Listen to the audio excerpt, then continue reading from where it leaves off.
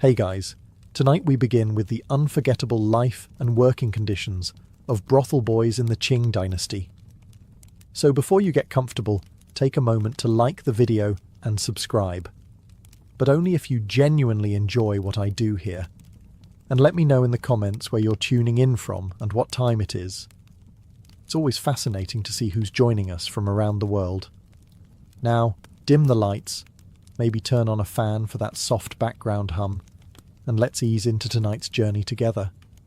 You're born somewhere between a pile of rice husks and a sigh. A back alley in Jiangnan, probably, though no one bothered to write it down. Your mother calls you her little treasure, but the kind that costs more to keep than it's worth. You're the third son, which in Qing Dynasty economics puts you just above the family goat and just below the bucket. Food is scarce. Attention is scarcer. Your oldest brother is being groomed to inherit the family's one viable career path, probably chopping wood or collecting taxes, whichever pays slightly less.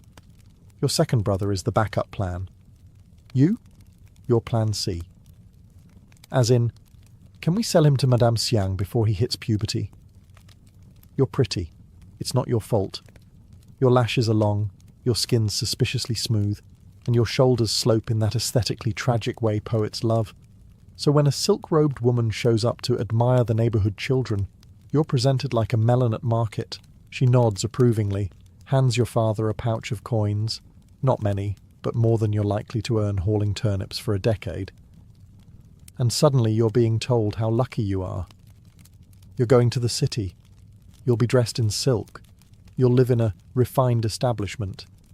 You don't know what that means, but your mother is crying, and your father is suddenly interested in repainting the door. They rename you before you even arrive. Something like Little Plum or Fragrant Wind. Your old name is now irrelevant, like your opinions or dietary preferences. You ask if you'll come back home. They say yes.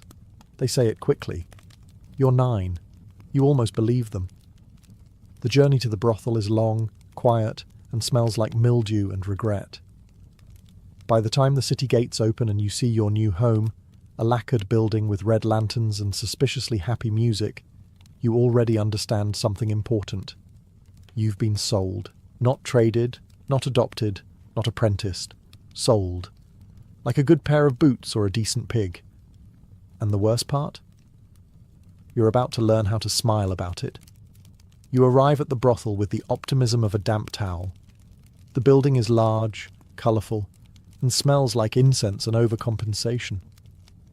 A painted sign swings in the breeze above the door, announcing your new home in poetic characters that translate loosely to House of Blossoms and Gentlemen. You are neither blossom nor gentleman, but no one seems concerned. A maid, or maybe a prison guard with better posture, escorts you inside and begins the transformation. First, your clothes are taken. Not folded and set aside, but taken. You're handed something silkier, tighter, and suspiciously fragrant. You look like a dumpling wrapped in regret. Then comes the bath. Not a warm soak, but a full-body interrogation by boiling water, and a woman with a loofah like a cheese grater. She scrubs you like you owe her silver. Hair, washed. Skin, buffed. Nails, trimmed to perfection. Dignity, down the drain. Perfume is next. Not dabbed, not spritzed. Poured.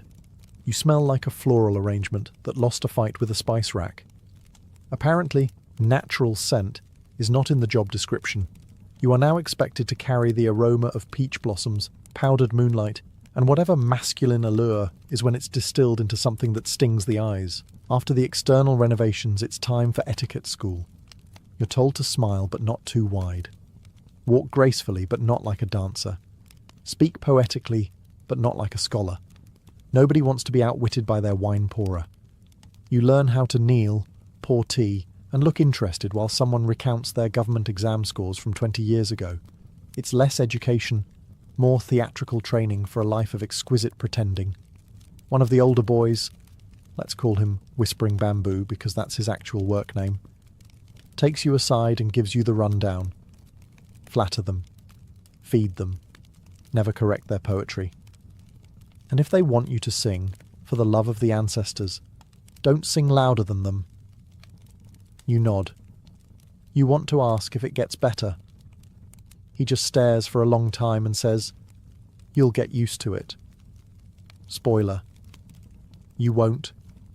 You thought the worst was over when the loofah lady left. You were wrong. The brothel has a curriculum, and unlike school, truancy is not an option.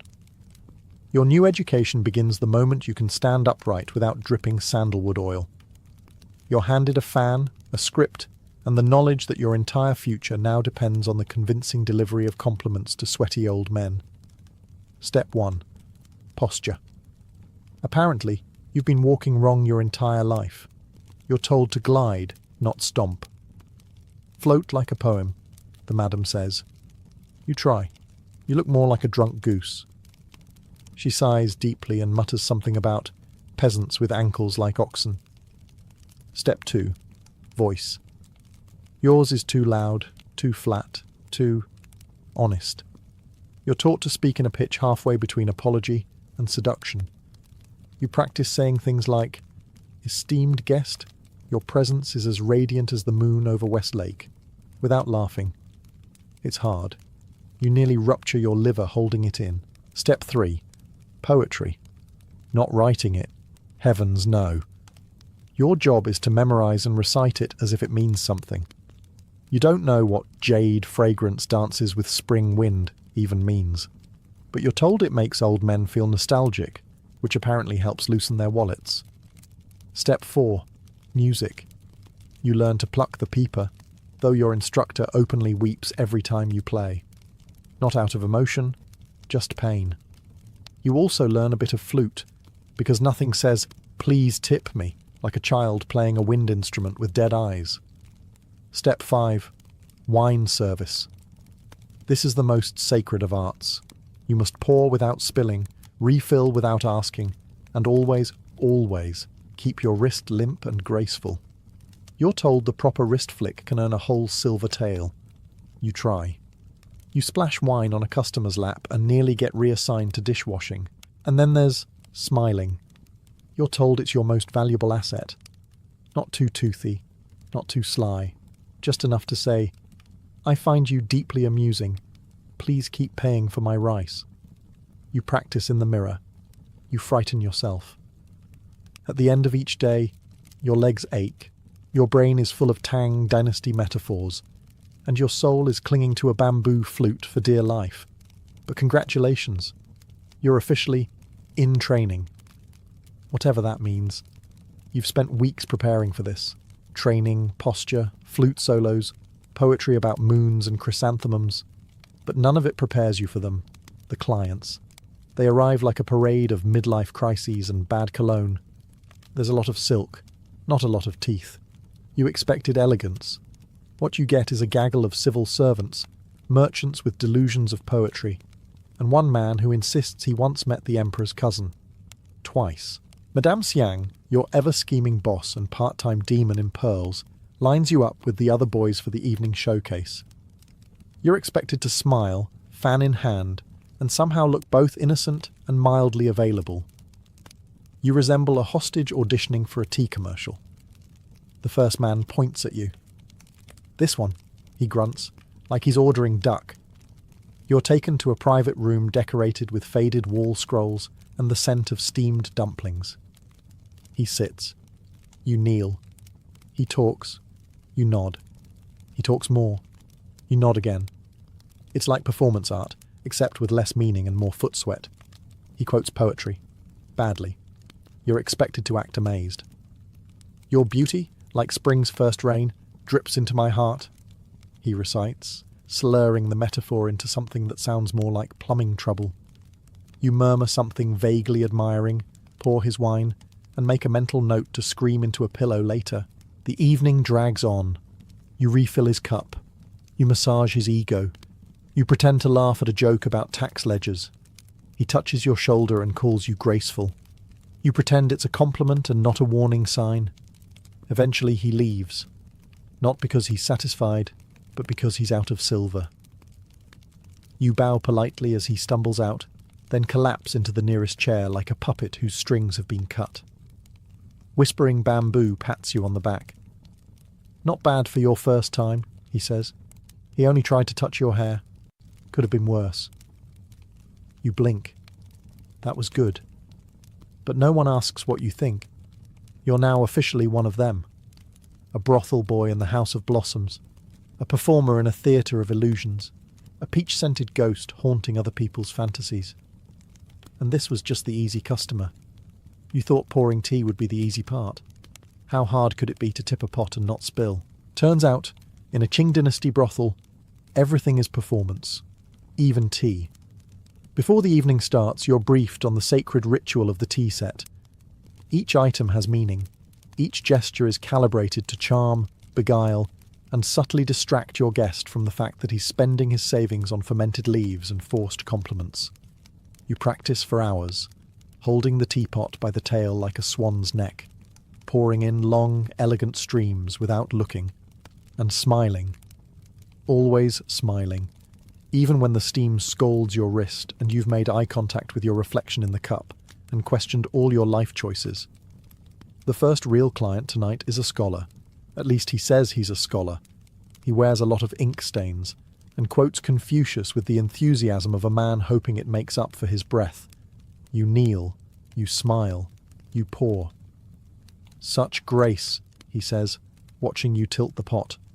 Like a crane at dawn, you nearly laugh, but you hold it in. Because now it's time for flirtation, the most ambiguous battlefield in the brothel world.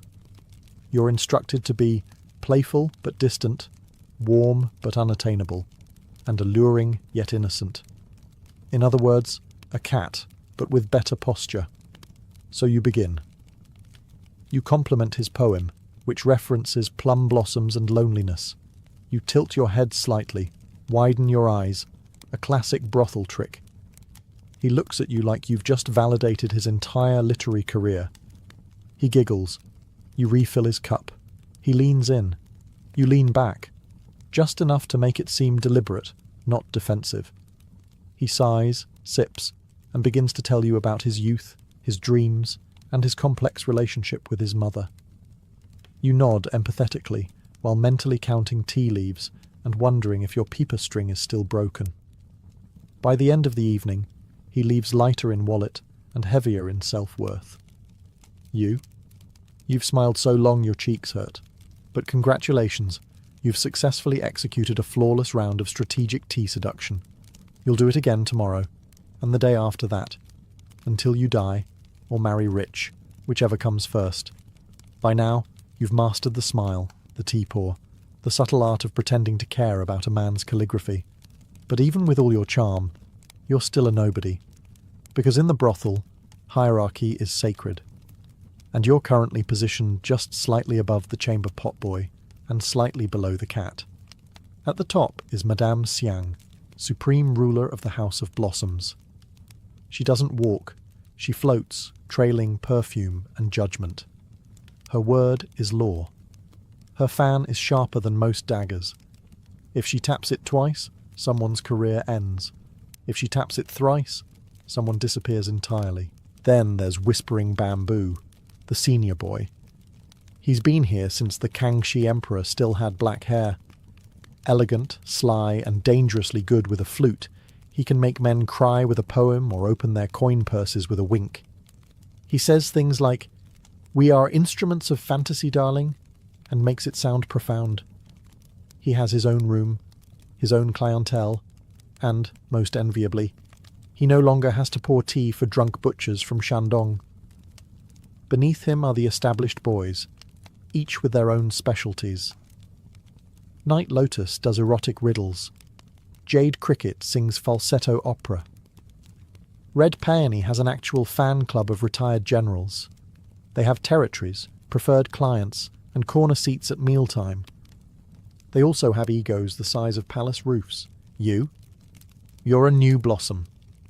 Translation: cheap, replaceable, and mostly here to look pretty while being told what to do by boys wearing more makeup than you. You sleep in a shared room with 5 others, bathe last, and get the leftovers from the dumpling tray. If you're lucky, you might get assigned to pour wine for one of the lesser merchants, the ones who tip in compliments and coughs. Of course, below you are the runners and scrubbers, boys who haven't yet proven they can string 3 flirty sentences together. They fetch towels, heat water, and get blamed for everything from broken teacups to awkward silences. The hierarchy is strict, and any attempt to jump it is punished. Whisper too loudly about Madame Xiang's wig glue, you're scrubbing chamber pots, accidentally outperform a senior boy. Congratulations, you now serve his tea. In this world, survival isn't about beauty. It's about knowing your place, staying in your lane, and pretending you love it there. You used to think glamour meant silk robes, perfumed hair, and dreamy looks over lantern light. A magical life, right? Wrong. Turns out glamour is expensive, not just in money, though you're not seeing much of that either, but in time, dignity, and alarming quantities of goose fat. Your morning routine starts before sunrise, before roosters, before your soul is even awake. You stumble to the bathing room, where cold water awaits like an ambush. Hot water is for clients. You, meanwhile, get the luxury of shivering while washing off the faint smell of yesterday's powdered humiliation. Then comes makeup, a process that requires 2 mirrors, 3 arguments, and a steady hand. Your face must be painted to perfection. Porcelain skin, blood-red lips, eyebrows shaped like willow leaves and disappointment. A single smudge, and Madame Xiang will appear from the shadows like an angry ghost. Your hair, a battlefield of pins, wax, and hairpieces. It's sculpted into a shape that defies physics and occasionally balance. You can't lie down properly, can't scratch your scalp, and birds now regard your head as potential nesting real estate. Then there's wardrobe. Silk robes so delicate they tear if you breathe wrong. Decorative sashes that cut off circulation. Slippers made for someone with half your foot size and none of your daily mileage. All of it looks glorious under the lanterns, until you realize it takes 3 people to help you go to the toilet. Of course, you're expected to maintain this look for hours. You can't sweat, sneeze, or frown too hard. You are a painting, a fantasy, a fragile illusion made of rice powder and lies. Meanwhile, the clients assume you just wake up like this. They sip tea, compliment your skin, and ask if you're naturally graceful. You want to tell them it's the 3rd corset layer keeping you upright, but instead you giggle and pour more tea. At night, you finally peel off the layers, wipe off the lacquered face, and stare into the mirror. You look young, tired, real. For a moment, you remember your actual self, the boy behind the silk and the smile. And then you go to bed, knowing tomorrow you'll do it all again. Because beauty isn't effortless. It's just heavily curated suffering. By now, you've learned that the brothel is not just a place of business. It's a theatre, a battleground, a fashion show, and occasionally, a soup kitchen for emotionally needy officials. But it's also a place of rules, strange, specific, and occasionally enforced by a man holding a rooster feather fan. Which brings us to the forbidden ones. There are clients you're allowed to charm, merchants, scholars, retired soldiers with coin and cataracts. And then there are the off-limits elite, the ones who enter through the back door, never give their names, and are followed by guards who look like they bite. Your instructions are clear. Don't make eye contact, don't flirt, don't speak unless spoken to. And even then, don't be interesting. Naturally, the forbidden ones are the most curious of all. High-ranking eunuchs, royal cousins, court officials with secrets leaking out of their sleeves. They don't come here for tea. They come here for control, and to be adored without complication. They pick their favourites. Sometimes it's the brooding flute player. Sometimes it's the quiet boy with moonbeam skin. Once, disturbingly, it was the kitchen boy who sings to ducks. If you're chosen by one, your life changes overnight. You get better food, softer robes, private quarters, and the unspoken understanding that you now belong to someone.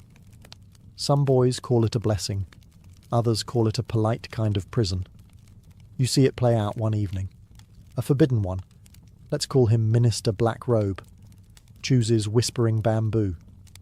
One day, he's sipping plum wine and reciting poems. The next, he's gone. No farewell, no trace. Just a single lotus left on his pillow, like something out of a tragic opera. The house goes silent for a week. You learn two things. 1, everyone is replaceable. 2, the forbidden ones don't like goodbyes. Occasionally, rumours swirl about a boy who escaped, one who ran off with a noblewoman, or faked death with pig's blood, or joined a Buddhist temple disguised as a mute. Every version ends with, and they were never seen again, which in this place may actually count as a happy ending. So you keep your eyes down. You smile just enough. You stay forgettable, because being too visible here can make you disappear, and not in a poetic way. You've served the tea. You've giggled at bad poetry. You've somehow survived a week wearing silk socks in monsoon humidity. But tonight, the curtain sways. It's the soft signal that the performance has entered its next act, the private one, the one with fewer props, no audience, and very different expectations. You step behind it, not because you want to, but because saying no would be impolite and potentially career-ending. The room is warm, too warm. Scented oils float in the air like lies. A client reclines on the silk-covered couch, smiling with all the subtlety of a cat near a birdcage. What happens behind the curtain is never officially discussed. It's not written in the brothel rules. It's whispered about in the laundry room, half in gossip, half in cautionary tale. Here you are no longer a performer. You are a fantasy, more mirror than man. The client doesn't want you. He wants the version of you that sighs on cue, laughs in 3 tones, and finds his joke about duck intestines absolutely thrilling. Sometimes you simply talk. Sometimes you sing. Sometimes you hold a hand and say you understand things you absolutely do not understand. But sometimes it's more, and when it's more, there's a performance to uphold. The graceful removal of robes, the practiced gasp, the delicate balancing act between seduction and self-preservation. You are an artist, a diplomat, and a trained acrobat of emotional labour. Your thoughts drift elsewhere, to home, to lunch, to the sound of rain on tile rooftops, anything that makes the moment feel less sticky. Some clients are kind. They ask how you are. They hold you like porcelain and leave coins without groping for discounts. Others treat you like part of the furniture, something soft, silent, and easy to replace. But no matter what happens, when the curtain opens again, you must emerge smiling, composed, presentable, as if nothing just happened that might have chipped away at your soul. The other boys look at you, nod subtly. They know. They've been there. They'll be there again. You fix your robe, powder your face, step back into the light, because out here, it's all about illusion. And the curtain? That's just there to keep reality conveniently out of sight.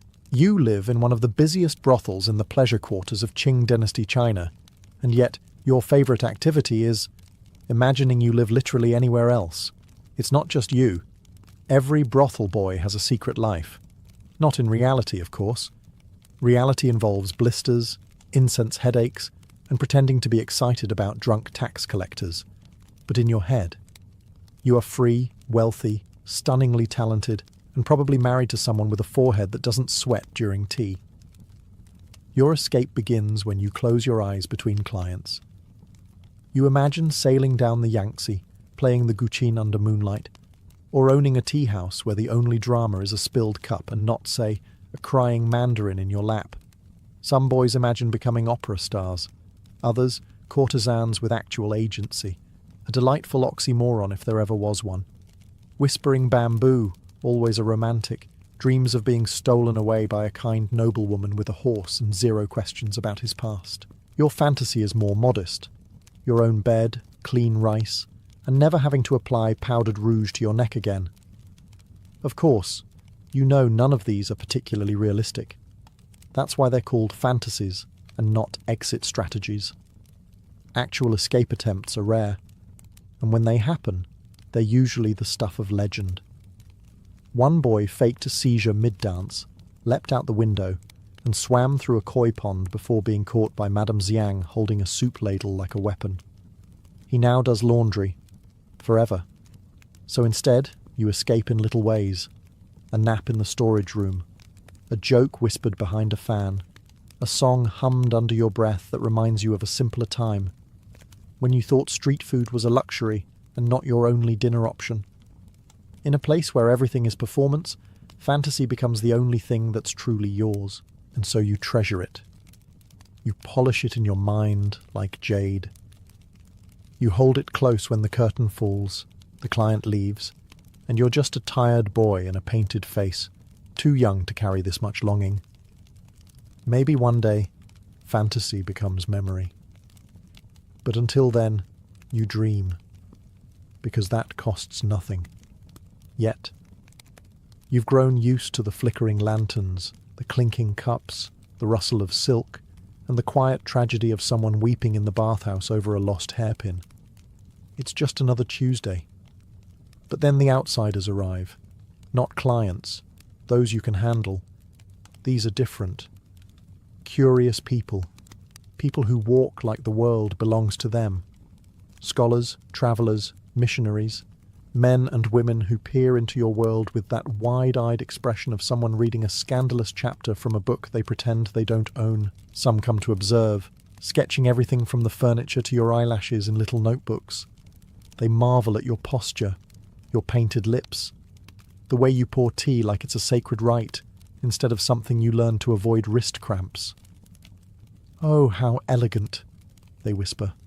"So mysterious, so delicate, as if you're a butterfly pinned to a board, instead of a person whose shoes don't fit and who hasn't had a private cry in over a month."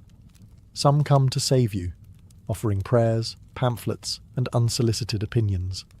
They call your life immoral, as if that word can wrap around every nuance of power, poverty, and obligation, like a neat little moral dumpling. But the worst are the ones who romanticize you. They see poetry in your suffering, art in your exhaustion. They talk about the noble beauty of sacrifice, while sitting on cushioned chairs with rice dumplings you are definitely not allowed to eat. Sometimes they ask questions like, "Do you like it here?" And you smile. Of course you do. Who wouldn't love a job that involves emotional labour, public performance, and the occasional risk of venereal disease? You've learned to perform not just for clients, but for the gaze. That gaze that turns you into an object, elegant, tragic, and above all, silent. And yet, part of you wants to shout. To say, "I'm not a character in your travel diary. I'm not a footnote in your thesis. I'm not your fantasy. I'm me." But you don't say it. You bow. You smile. You go back to your duties. Because in this place, survival depends on knowing which parts of yourself to hide and which parts to sell. Every so often, a boy simply vanishes. No dramatic exits, no farewell poems. One night he's applying rice powder beside you, complaining about a client's garlic breath, and the next morning, his mat is empty, his comb is missing, and the only trace left is a faint scent of plum oil. Naturally, the official explanation is always the same. He was sent to another house, which sounds wonderfully professional, like a promotion or a transfer, except no one ever sees or hears from him again. You learn not to ask too many questions. At first, it's alarming. Then it becomes routine, like rain or foot fungus. You mark it with a nod, maybe a whispered, "He deserved better," and move on to rehearse your new song for the clients. Rumours thrive in this silence. Some say the boy ran away, slipped through the roof tiles, disguised as a noodle vendor, living free under the stars. Others say he was sold to a more exclusive establishment, where the pillows are softer and the rules are worse. Then there are darker whispers. Illness, punishment, or simply not earning enough to be worth the rice he was fed. No one speaks these things out loud. In this business, imagination is currency, and reality is best kept in storage with the old costumes and broken fans. Still, you remember them. The way Lotus used to hum off key when he was nervous. How Little Deer always braided his own hair because he didn't trust anyone else's fingers. How you once shared a stolen dumpling with Plum Blossom behind the courtyard wall and pretended it was a banquet. Now they are names you don't dare say aloud. You carry them quietly, like hidden bruises. Reminders that this life has rules, and one of them is that not everyone finishes the act. You begin to rehearse your own disappearance. Just in case.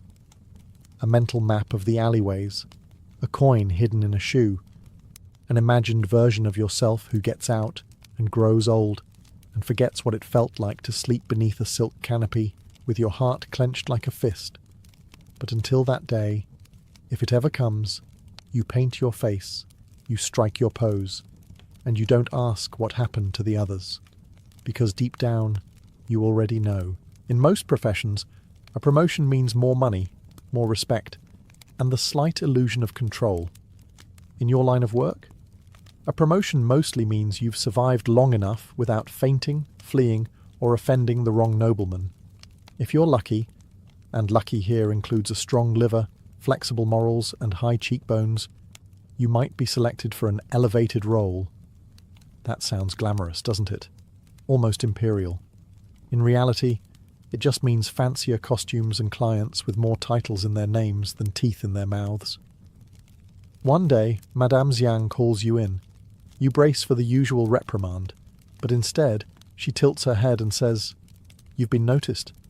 Congratulations. You're now a house favourite. That means you'll get the juiciest clients. Not necessarily the best, just the ones who pay enough to justify your impending back problems. You're given a new robe, thicker makeup, and a new set of instructions that are somehow even more specific than before. Don't slouch. Speak slower. Lower your eyes, but not too much. And absolutely do not correct the client's calligraphy mid-seduction. Apparently, that's off-putting. Promotion also comes with more backstage politics. The lower-ranked boys now eye you like a crane watching a frog. Your fans go missing. Your tea is mysteriously saltier. Lotus mutters under his breath that beauty fades but pettiness is forever. Still, there are perks. Your bedding is replaced. You get an extra dumpling on festival days. And once, a visiting official gave you a turtle in a jade bowl and called it a symbol of longevity. You're still not sure if he meant for you or the turtle. But with status comes pressure. You're expected to be perfect, graceful, clever, always just shy of rebellion. You are the brothel's advertisement, its crown jewel, its heavily powdered product, and one misstep, one insulted general, one poorly timed yawn, and it's back to cleaning chamber pots with your sleeve. So you smile. You sing. You serve. You nod sagely at nonsense and pretend not to notice the ink stain on your sleeve from where you scribbled poems between visits. Promotion, it turns out, is just a higher shelf in the same cabinet. But hey, at least the dumplings are warmer. In the brothel, time isn't measured in years. It's measured in how long your face holds up under candlelight and rice powder. And let's just say the candles are brutal. You're not old. You're maybe 20-something, if anyone were actually keeping count. But in brothel years, you're pushing retirement. Your joints make suspicious noises. Your fan dances have a bit more ow than wow. And the new boys are starting to call you Gege, older brother, with just a touch too much pity. You remember when you were the new boy, fresh-faced, terrified, and certain that eyeliner was a form of torture. Now you can apply it in your sleep, which you've done twice, but you've learned something important. Youth is currency, and you are now operating on credit. Clients still ask for you, but less for flirtation and more for deep conversation. A terrifying sign. Nothing screams, you're aging out of desirability, like being valued for your personality. Madame Xiang eyes you like someone deciding whether to sell a horse or make it into soup. You overhear whispers about transitioning to tutor work. Code for training the next crop of terrified teenagers. Fantastic. Nothing like watching your replacements arrive. Shinier and more enthusiastic, with knees that don't audibly click. You start noticing things. The crow's feet that weren't there before. the way your robe fits a little looser in the wrong places, the fact that you now require actual tea to stay awake instead of just theatrical tea sipping. And still, you keep up the act. You flirt, you sing, you say things like, "You remind me of a poem," while trying not to wince when your back spasms mid-bow. Because aging in a brothel is like being a fading wall scroll, once admired, now mostly dusted around. Of course, there are legends of boys who age out gracefully, who marry rich clients, open their own tea houses, or vanish into myth like smoke through the rafters. But you suspect they're just that. Legends. Probably made up by Madame Xiang to keep you moisturized and hopeful. So you do what you must. You reapply the powder. You rehearse the lines. You laugh at jokes you've heard 1,000 times. And you hope that when your curtain finally falls, you'll still remember who you were, beneath the paint. You've heard the word tossed around a lot. Freedom. Whispers between curtains. Drunken promises from clients. The occasional poem someone scrawls on a napkin before burning it in the lantern light. But what is it really? In the brothel, freedom is a concept sold with the same enthusiasm as scented soap. It's out there, somewhere, but always one tip, one favour, or one miracle away. Madame Xiang sometimes dangles it like a carrot on a string. "Serve well, and you may retire early," she'll say. As if retiring from this place didn't just mean you disappear one day and no one asks questions. Some say freedom is getting bought, as if becoming the private pet of a wealthy merchant is somehow liberation. Yes, you'd get a larger room and fancier silk, but you'd still be someone's ornament, just dusted more often. Others dream of escape, slipping out during festival chaos, hiding in a hay cart, reinventing yourself as a monk, a travelling musician, or something even more delusional, like a normal person. But you've seen what happens to those who try. Caught, dragged back. Their punishment quiet and private, but loud enough to echo in the bones of everyone else. You once asked an older boy, one who'd been there since before you could hold a teacup without trembling, what freedom meant to him. He just laughed and said, "It's when you can choose who touches you." Then he went back to trimming his lashes. Now, as you apply your paint and rehearse your smile for another round of gentle company, you begin to wonder, maybe freedom isn't a door that opens. Maybe it's a corner of your mind they haven't reached. A hidden place where your name still exists, untouched by rouge and rumour. Maybe it's writing poems in code. Maybe it's knowing that the client misquoted Confucius and not correcting him, because you know better. Maybe it's finishing your dance even when your ankle's twisted, because you decided you would. Tiny acts of rebellion dressed in silk and submission. So no, you're not free, not yet, but inside where no lantern can reach, you're still yours. And in this place, that's a revolution. In the world of ancient Rome, clothing was never just about fabric stitched together. It was identity, reputation, and public status draped across the body for all to see. For women, no garment carried more weight than the stola. This long, pleated dress was the defining costume of the respectable Roman matron, so much so that its absence could speak louder than its presence. If you were seen without one, society already had a story to tell about you, and it wasn't a flattering one. The stola itself was deceptively simple, a floor-length garment, sleeveless or with short sleeves, often secured at the shoulders and tied with one or more belts around the waist. But like all Roman fashion, simplicity concealed layers of meaning. The cut created an image of modesty, covering the body while still allowing elegance. It was designed to move gracefully, to glide with the wearer rather than cling. To Roman eyes, this restraint reflected a woman's virtue, her modesty, chastity, and loyalty to her household. Wearing the stola said, "I belong to a family, to a husband, to Rome's social order." Material mattered just as much as form. A wealthy senator's wife might wear a stola of imported silk or linen, light as air and dyed in colours that screamed expense. These dyes, Tyrian purple, saffron yellow, deep emerald, were luxuries in themselves. A middle-class woman, by contrast, might wear one of wool, simple and unadorned, echoing the old Roman ideal of modest living. Thus, the stola spoke two languages at once. It declared both respectability and rank. But not every woman had the right to wear it. Slaves, prostitutes, and women of ill repute were excluded. Widows often abandoned it, signalling the loss of their marital bond. Even divorced women might be pressured to put it away. To wear or not to wear was a matter of social regulation, one that reinforced who was inside and who was outside the bounds of Roman morality. So, when you imagine a Roman street scene, women in long, flowing stolas crossing the forum or standing in temple courtyards, understand that you're not just looking at clothing. You're looking at a uniform of virtue, a garment heavy with meaning, one that whispered obedience, power, or shame depending on the eyes that saw it.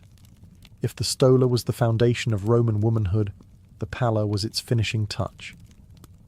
Imagine a large rectangular shawl, sometimes plain, sometimes richly decorated, draped over the stola in endless variations. The palla was both cloak and canvas. How it was worn could signal a woman's mood, her intentions, and even her social aspirations. The simplest way was to let it hang loosely over the shoulders, a sign of relaxation or domestic comfort. But in public, women often pulled it tightly around the body, creating a cocoon of modesty. This was especially important in the bustling chaos of Roman streets, where men shouted, vendors bargained, and eyes followed every movement. Draping the palla over the head, almost like a veil, transformed it into a symbol of chastity and reverence, particularly during religious ceremonies. A matron entering a temple with her head covered by the palla wasn't just respecting the gods. She was visually proclaiming her dignity to everyone present. Colour and fabric elevated the message. Fine wool in muted tones gave an air of traditional Roman virtue, while silks dyed in luxurious purples and reds made a very different statement. Wealth, power, and connections that reached beyond Rome into the trade networks of the East. Elite women knew that eyes lingered on silk that shimmered in the sunlight, and they used that effect to command attention without a single word. A carefully draped palla could show just enough of the jewels or embroidery beneath to tease status while still maintaining the appearance of modesty. But the palla could also carry moral judgment. A woman who neglected to wear it in public might be criticized as careless or immodest. Satirists like Juvenal mocked women who draped it too provocatively, twisting its folds into something flirtatious rather than respectable. Thus the palla was a double-edged garment, a shield of virtue, yet also a stage prop in Rome's endless theatre of appearances. For Roman women, fashion was rarely neutral. Every gesture of fabric, whether the palla was clutched close, swept dramatically over the shoulder or drawn across the head, was a line in the ongoing performance of identity. In a society that scrutinized women's behavior relentlessly, the palla gave them a language of folds and drapery to speak without words. In ancient Rome, hair was not just hair. It was a stage for wealth, power, and personality. For elite women, hairstyles became architectural wonders, with braids coiled like serpents, curls piled high into towers, and intricate arrangements held together by pins of ivory, silver, or even gold. To step out into society with a plain hairstyle was unthinkable for those who could afford extravagance. The head, after all, was the first thing people noticed, and in Rome, first impressions could make or break reputations. During the Republic, styles were simpler. Buns at the nape of the neck, hair parted in the middle, modestly arranged to reflect traditional Roman virtues of restraint and discipline. But by the Empire, especially under the Julio-Claudian and Flavian dynasties, restraint gave way to spectacle. Empresses like Julia Domna or the Flavian women turned their hair into living crowns, towering several inches high. These coiffures required not only patience but also an army of enslaved hairdressers, known as ornatresses, who spent hours arranging every curl into perfection. The complexity of the style itself became a sign of wealth. If you had the time and servants to construct it, you clearly belonged to the highest class. Wigs and false hairpieces were another layer of the fashion. Roman women often imported blonde hair from Germany, or red hair from Gaul, attaching it to their own locks to create contrast or volume. These additions added exotic flair, signalling both sophistication and Rome's dominion over faraway lands. Critics, of course, were quick to point out the irony. The same women who flaunted German hairpins were dressing themselves with the hair of conquered barbarians. Hairstyles also carried political undertones. Imitating the empress's hairdo was a way of aligning oneself with the ruling family. If the empress wore waves of curls across her forehead, soon dozens of aristocratic women in Rome copied the look. Fashion thus spread not through magazines or TikTok trends, but through the silent power of imperial influence. To style your hair a certain way was to declare loyalty, or at least admiration, for the dynasty in charge. But there was danger in excess. Satirists like Juvenal mocked women whose hair grew so tall it needed scaffolding of wires. He claimed their heads resembled ships ready for battle. Whether admired or ridiculed, Roman women's hairstyles were never neutral. Each curl was a statement, each braid a message. Their hair was not vanity, it was politics, woven strand by strand. If clothing spoke of virtue and hair revealed fashion, jewellery was where Roman women made their boldest declarations of wealth and power. Rings, necklaces, earrings, and bracelets weren't just decorative. They were investments, status symbols, and sometimes even political tools. The glitter of gold and the shimmer of gemstones announced a woman's place in society before she even introduced herself. Earrings were especially popular. Elite women wore elaborate pairs inlaid with pearls imported from the Persian Gulf or India, gems that travelled thousands of miles to rest on Roman ears. A single pearl could cost more than a soldier's yearly wage, and Roman writers loved to point out the extravagance. Pliny the Elder famously lamented that women wore entire fortunes dangling from their ears. To him, it was wasteful excess. To Roman matrons, it was a visible guarantee of their household's prosperity. Necklaces and chains often featured pendants of amethyst, emerald, or carnelian carved into cameos. These weren't just pretty stones. Many Romans believed gems carried protective or mystical properties. Amethyst was thought to guard against drunkenness, while coral was worn as a charm against evil spirits. Thus, jewellery served not only as adornment, but as a shield of superstition. A Roman woman might step into the forum with a necklace that was both a fashion piece and a silent prayer. Bracelets, often worn in pairs, encircled wrists, and sometimes even the upper arm. Designs mimicked snakes coiling around the limb, symbolizing eternity and rebirth. Rings were another favourite, often large and flashy, displaying gems engraved with family symbols, deities, or protective motifs. Though Roman law limited men to wearing one ring for citizenship, women were free to pile them on, and many did so with pride. For wealthy women, jewellery boxes were miniature treasure vaults. Goldsmiths and craftsmen catered to their tastes, while husbands often gifted jewels as tokens of affection, or as public proof of their ability to provide. But jewellery could also become a source of criticism. Writers sneered at women who covered themselves in so many jewels that they resembled walking treasure chests, accusing them of vanity and greed. Still, jewellery endured as one of the most personal and powerful aspects of Roman women's fashion. Unlike the stola or palla, which were governed by social rules, jewellery was more flexible.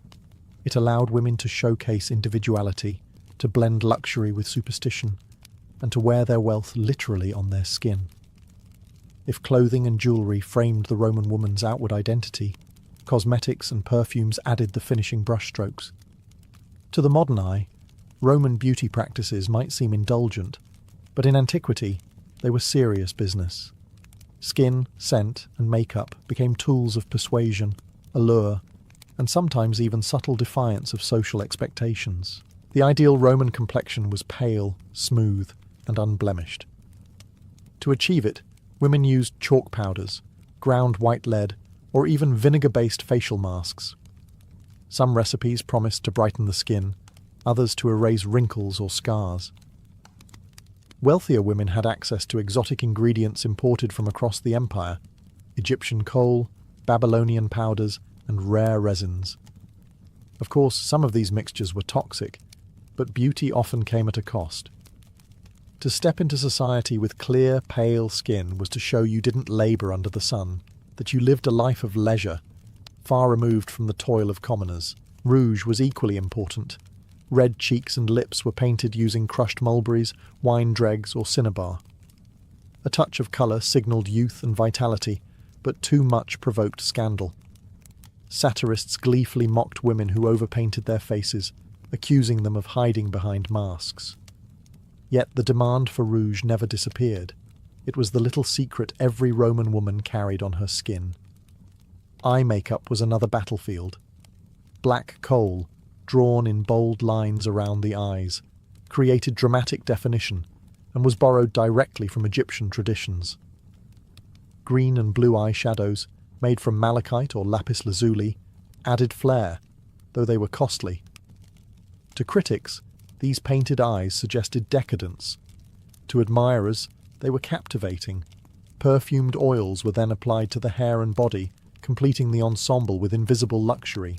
Perfumes themselves were an empire within the empire.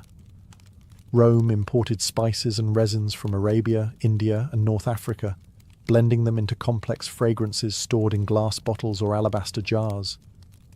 The scent of frankincense, myrrh, or cinnamon clung to a woman as strongly as her stola or jewels. Perfume announced her arrival before she spoke and lingered after she left, a sensual signature. But, as with all aspects of fashion, there was tension. Philosophers condemned heavy cosmetics and perfumes as signs of vanity or moral weakness. Still, for Roman women navigating a world that judged their appearance relentlessly, these powders and oils weren't just vanity, they were armour. With every painted cheek and perfumed wrist, they crafted power out of beauty.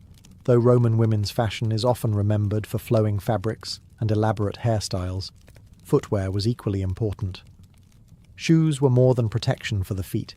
They were indicators of class, occasion, and even morality.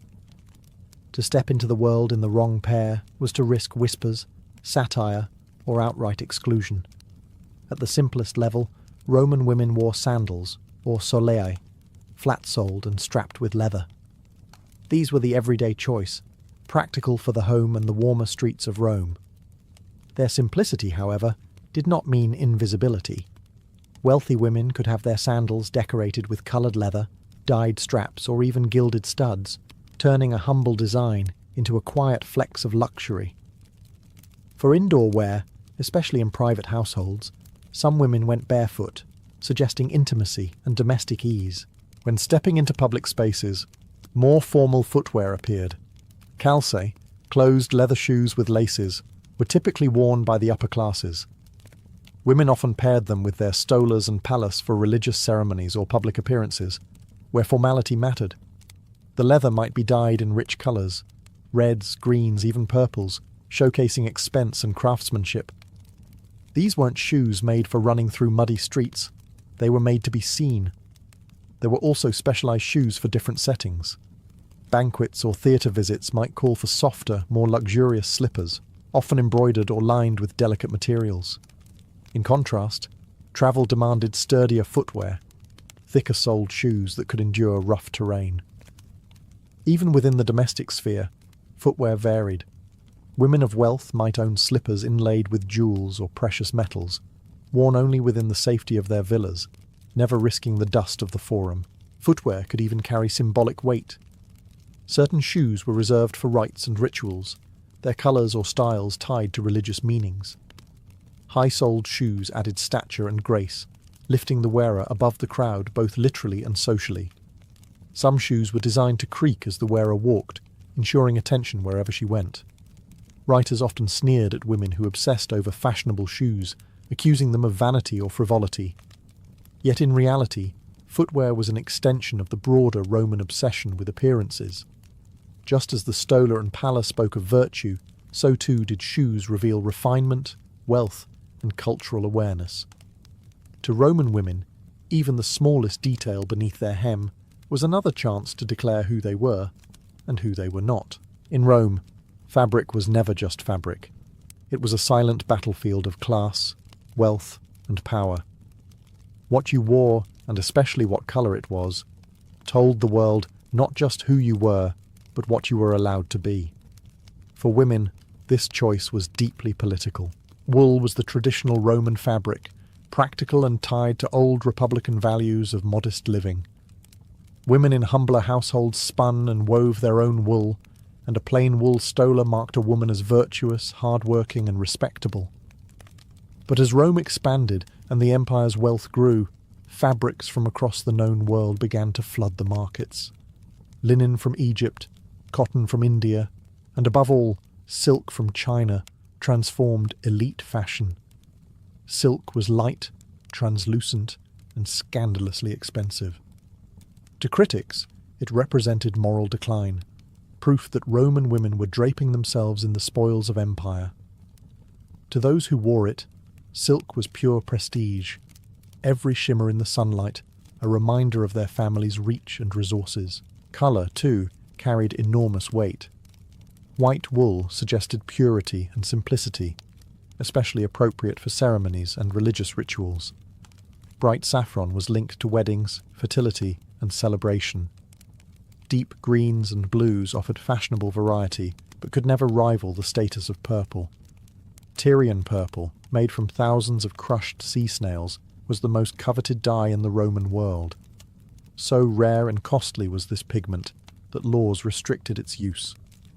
Only emperors, empresses, and certain members of the elite could wear full garments of purple, though clever women often incorporated narrow stripes or borders into their stolas or palace, to hint at power without breaking the rules. The politics of dye meant that a Roman woman's clothing was essentially a walking manifesto. A plain wool stola could say, "I honour tradition," while a silk palla in shimmering purple declared, "My family commands wealth and influence." The tension between these choices reflected the constant tug-of-war in Roman society between old republican ideals and imperial extravagance. Satirists like Juvenal ridiculed women who draped themselves in fabrics finer than spider webs, mocking their husbands for bankrupting themselves on foreign luxuries. Yet fashion was impossible to restrain. As long as Rome remained an empire of conquest and trade, its women would continue to wrap themselves in the colours of the world, and in doing so, make themselves living emblems of Rome's reach. In Rome, a woman's clothing was more than personal taste. It was a script she was forced to perform every day. Fashion revealed class as clearly as titles or wealth, and stepping outside those boundaries risked criticism or scandal. To dress was to declare who you were, and everyone was watching. For the elite, fashion was a stage of opulence. Senatorial and equestrian families draped their women in fine fabrics, jewelled accessories, and elaborate hairstyles that required teams of servants to maintain. A senator's wife strolling through the forum in a silk stola with a purple border sent a clear message. This was a household of wealth and influence. The very impracticality of her clothing, delicate fabrics, towering hairstyles, jewellery heavy enough to strain the neck, showed that she never had to work, that her life was far removed from the sweat of the marketplace or the fields. For the middling classes, fashion played a subtler role. Wives of merchants, artisans, or military officers might not afford silk or precious stones, but they could still signal respectability with wool stolas, modest palace, and carefully kept hairstyles. Here, clothing was less about dazzling displays and more about upholding honour. A woman's neat, restrained appearance reflected well on her household, telling neighbours that her family valued discipline and stability. At the lowest level of society, fashion was stripped to its basics. Enslaved women wore tunics. Simple, practical garments meant for labour, not beauty. Their hair was often cropped short or tied back, with little opportunity for adornment. Prostitutes, by law, were barred from wearing the stola, marking them instantly as outside the circle of respectable womanhood. Their clothing was deliberately provocative, designed to set them apart. Thus, garments did not merely express status, they enforced it. The Roman system of fashion also reinforced hierarchy in subtler ways.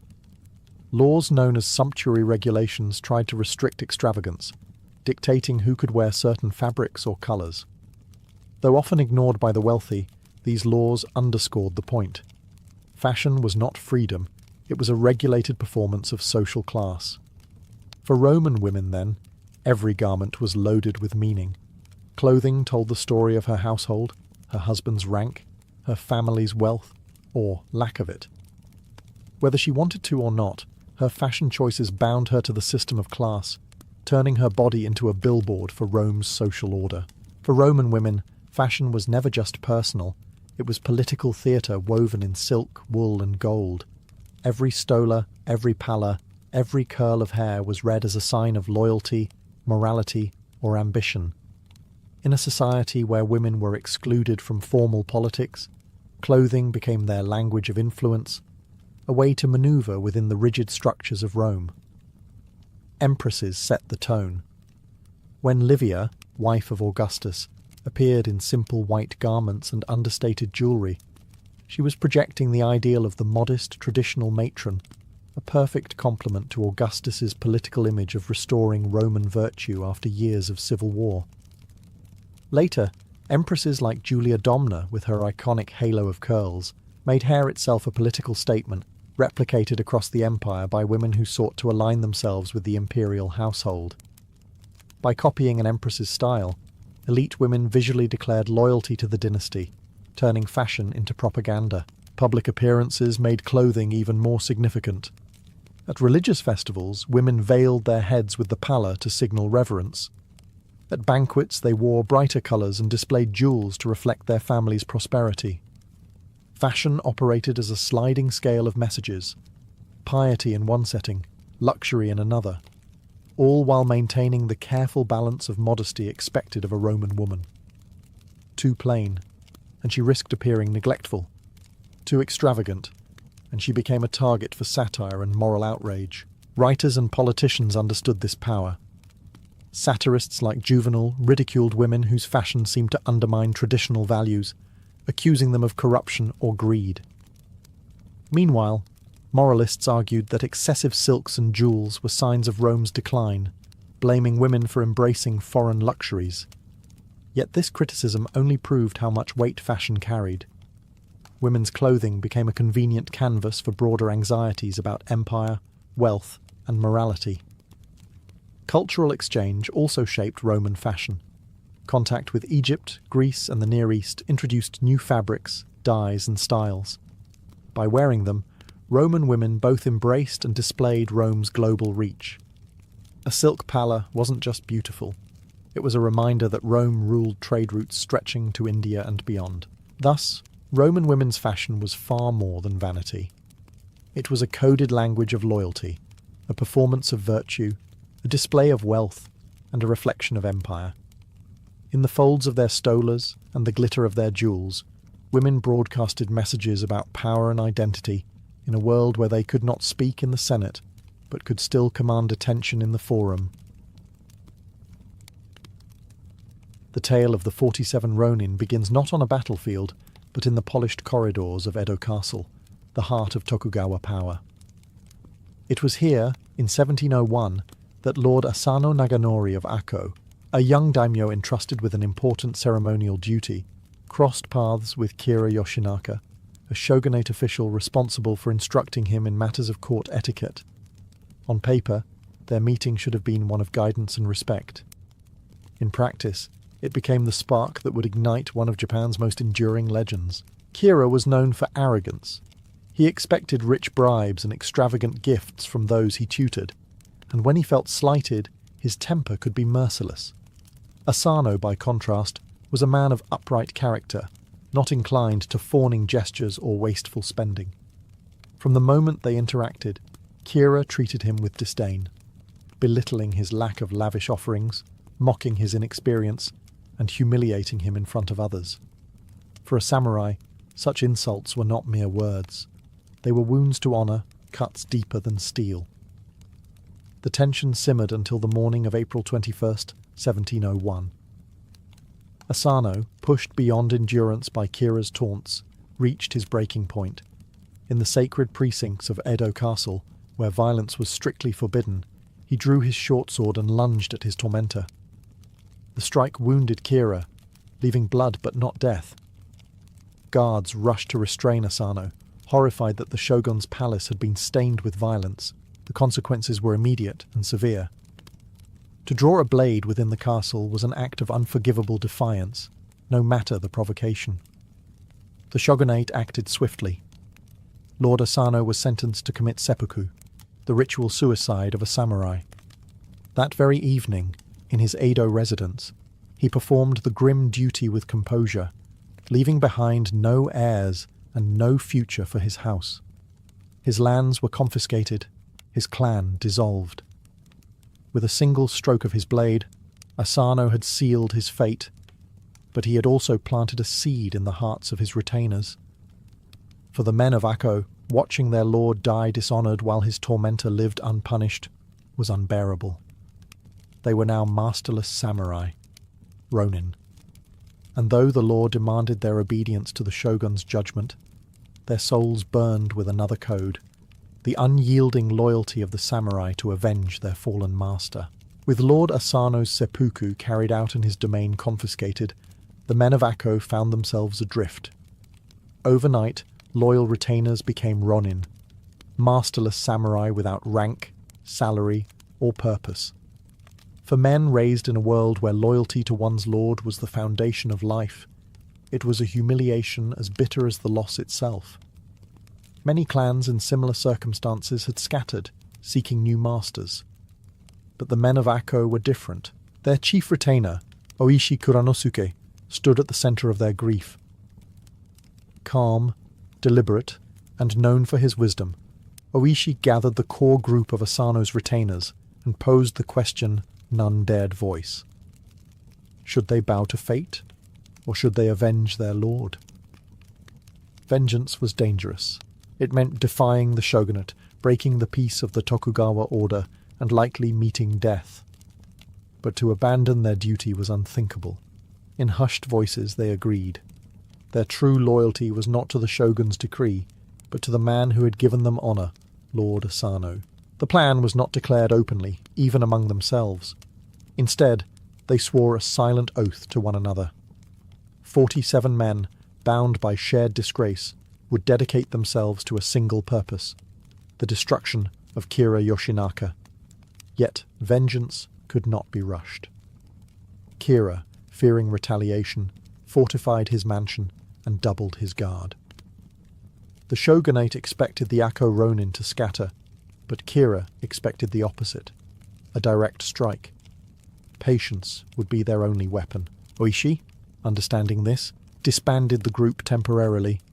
Some ronin took up trades as merchants, artisans, or monks, blending into ordinary life. Others wandered, living as drifters to avoid suspicion.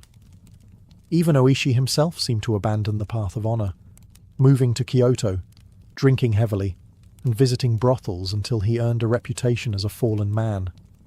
To outsiders, it looked as though the Akko ronin had lost their spirit. But beneath the facade, their bond remained unbroken. Every humiliation, every disguise was part of a larger strategy, to lull Kira into a false sense of security. For nearly 2 years they endured.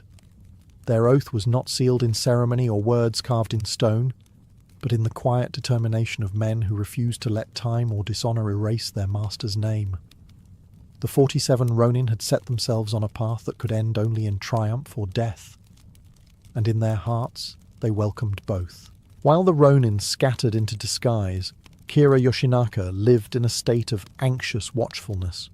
Though he had escaped Asano's blade with little more than a wound to his forehead, he knew the danger was not past.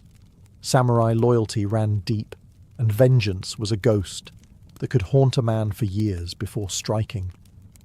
The thought of Asano's retainers biding their time gnawed at him day and night. At first, Kira reacted with paranoia.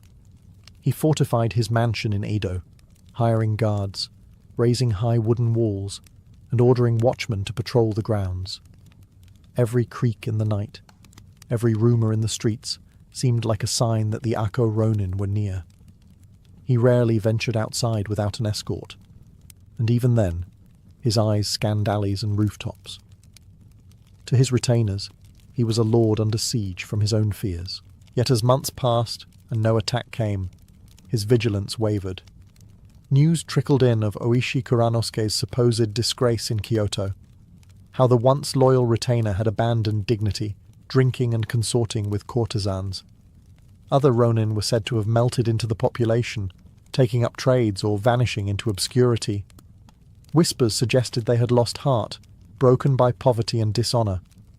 Slowly, Kira's confidence returned.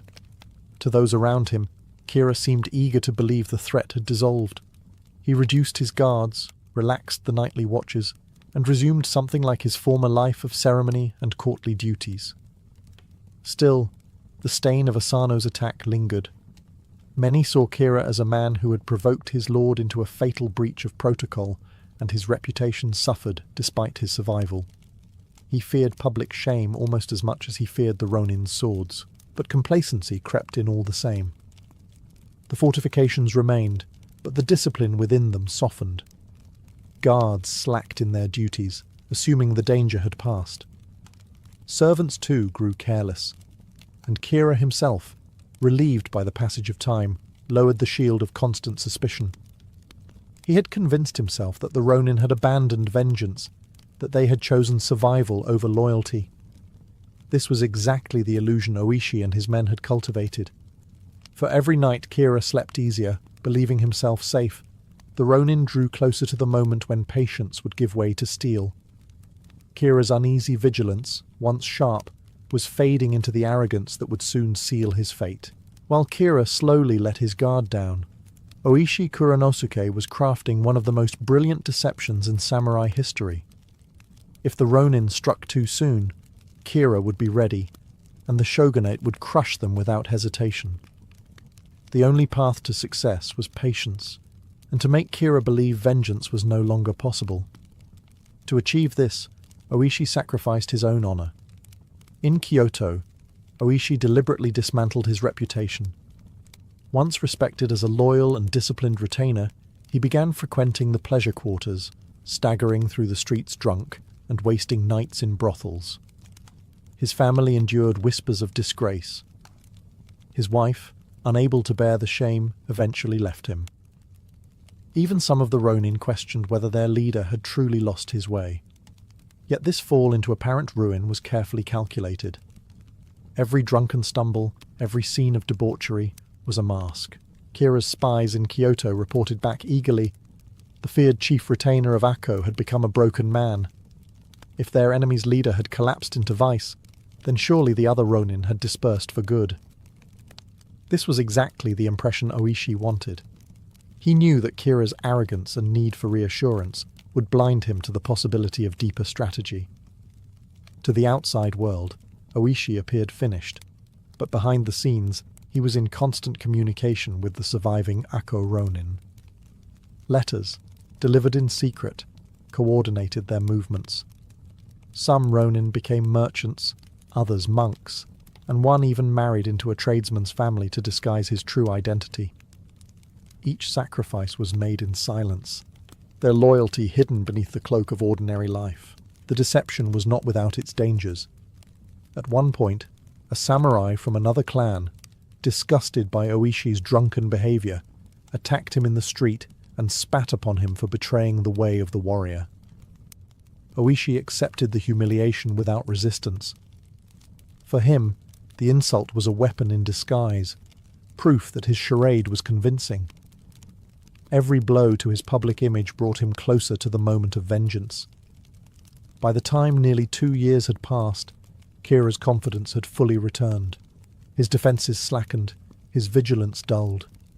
To him, Oishi was a ruined man, and the Ronin of Akko were no more. But beneath the mask of disgrace, 47 blades still gleamed in the shadows, waiting for the night when patience would end and justice would begin. By late 1702, almost 2 years after Asano's death, the Ronin's long deception had run its course.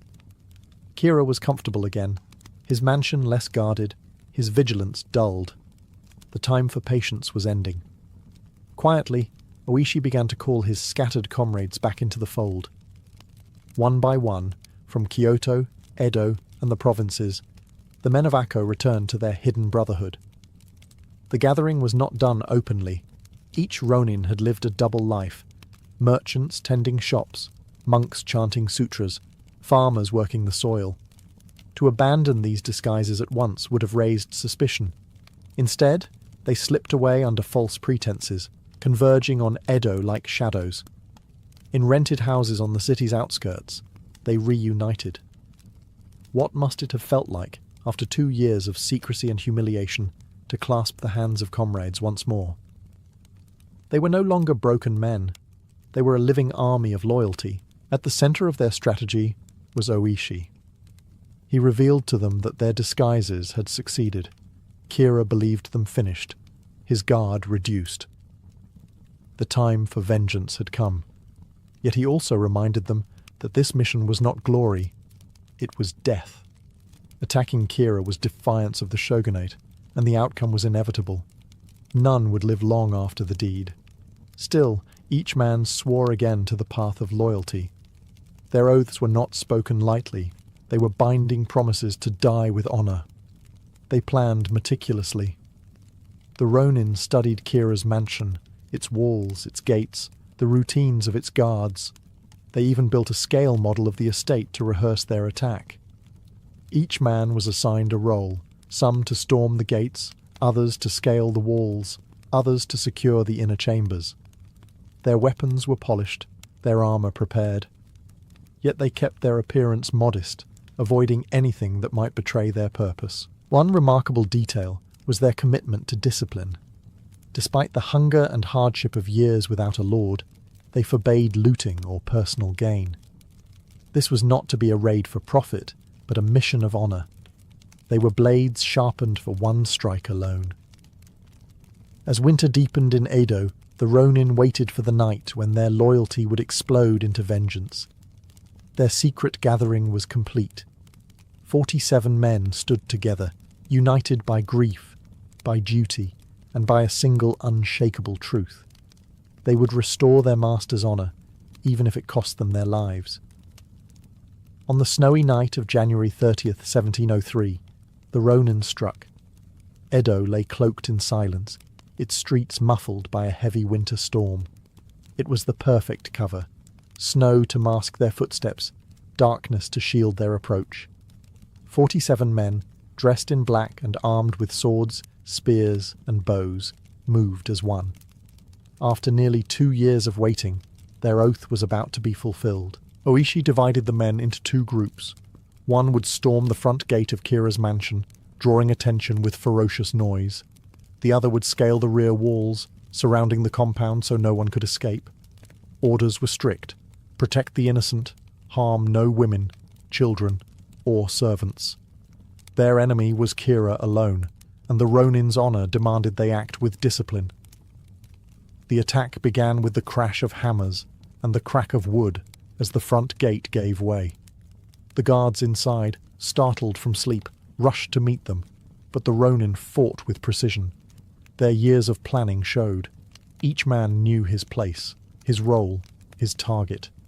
Arrows flew into the night, drums beat to signal their movements, and the mansion erupted in chaos. Kira's retainers fought desperately, but they were outnumbered and unprepared. Some attempted to rally, but the Ronin pressed forward, cutting them down with steady resolve. At the rear of the estate, the second group scaled the walls and secured the exits, ensuring no escape was possible. The compound was a trap, and inside it, Kira Yoshinaka was cornered. As the battle raged, servants and women were ushered to safety. The Ronin shouted assurances that no harm would come to them, calming panic where they could. It was not slaughter but justice, carried out with the discipline of warriors bound by code. Still, the fighting was fierce. Blades clashed, shouts echoed through the snowy air, and blood stained the white ground. At last, the Ronin reached the inner chambers, but Kira was nowhere to be found. Rooms were searched, doors broken, cupboards emptied. The man who had mocked and humiliated their lord was hiding like a rat within his own walls. The Ronin pressed deeper, relentless, until they found the place where vengeance waited. This night was not a raid for plunder. It was the execution of an oath. And though the snow fell gently on Edo's rooftops, inside Kira's mansion, it was a storm of steel and loyalty. The Ronin swept through Kira's mansion, room by room, their blades cutting through resistance until only silence remained. Yet their true target was still missing. Oishi ordered a thorough search. Lanterns flickered against wooden walls as men tore apart closets, slid open doors, and overturned chests. Servants were questioned at sword point. Finally, in a dark, out-of-the-way chamber, they found him. Kira Yoshinaka, trembling, concealed inside a storage shed, clutching nothing more than a short blade. It was a pitiful sight. The man whose arrogance had driven Lord Asano to ruin now crouched in fear, his face pale, his dignity gone. The Ronin dragged him into the open, and the moment felt heavy with history. After nearly 2 years of waiting, planning, and enduring disgrace, vengeance was within reach. But the Ronin were not murderers in the shadows. They were samurai, bound by code. Oishi stepped forward and addressed Kira with formality. He offered him the chance to die as a samurai by his own hand. The Ronin presented Kira with a dagger, the very blade that Lord Asano had used to commit seppuku in Edo Castle. The symbolism was unmistakable. The dishonoured courtier would meet his end by the same steel that had taken the life of the man he had humiliated. But Kira faltered. He could not summon the courage to take his own life. Perhaps it was fear, perhaps shame. But in refusing seppuku, he revealed himself as the opposite of everything the samurai ideal demanded. After waiting a respectful moment, Oishi gave the order. One of the Ronin stepped forward and delivered the death blow, severing Kira's head cleanly with a single stroke. The act was quick, decisive, and untainted by cruelty. When it was done, the Ronin bowed. For them, vengeance was not an act of rage, but the fulfillment of duty. Kira's head was placed in a bucket, to be carried with solemn care. No cheers erupted, no celebrations. Instead, a deep silence fell over the mansion. Their oath had been kept. Their honour, and that of Lord Asano, was restored. Outside, snow continued to fall, blanketing the blood-stained ground. The Ronin gathered together, weary yet resolute. They had completed their mission, but they knew the path ahead was short. For samurai who defied the shogunate, there could be no pardon. Yet as they prepared to leave Kira's estate, each man walked with lighter steps. They had chosen loyalty over life, and in that choice, they had become immortal. With Kira's head secured, the 47 Ronin emerged from the mansion into the snowy streets of Edo. Dawn had not yet broken, and the city lay in hushed stillness, its rooftops heavy with white. The Ronin, weary from battle but resolute, formed a solemn procession. At the front, Oishi carried the bucket containing Kira's severed head, cradled not as a trophy but as proof of justice fulfilled. Behind him, the others followed in silence, their weapons blood-stained, their armour dusted with snow. The streets stirred with whispers as word spread. Townsfolk, peering from windows and doorways, recognized the men of Akko. For 2 years these Ronin had been objects of pity or ridicule, masterless samurai who seemed to waste their lives in disgrace. Now, seeing them march in order with their vengeance complete, people bowed in respect. The spectacle was not one of rebellion, but of loyalty so pure it stirred awe. Even those who had mocked Oishi's drunken charade now realized its purpose. The Ronin's destination was Sengakuji Temple, where Lord Asano was buried. Their march was both funeral and pilgrimage. At each step, the snow muffled the sound of their sandals, as though the city itself were holding its breath. They passed checkpoints unchallenged. No one dared stop them, for their mission was already understood. In Edo, samurai values still carried weight, and the sight of men walking willingly toward their fate commanded reverence.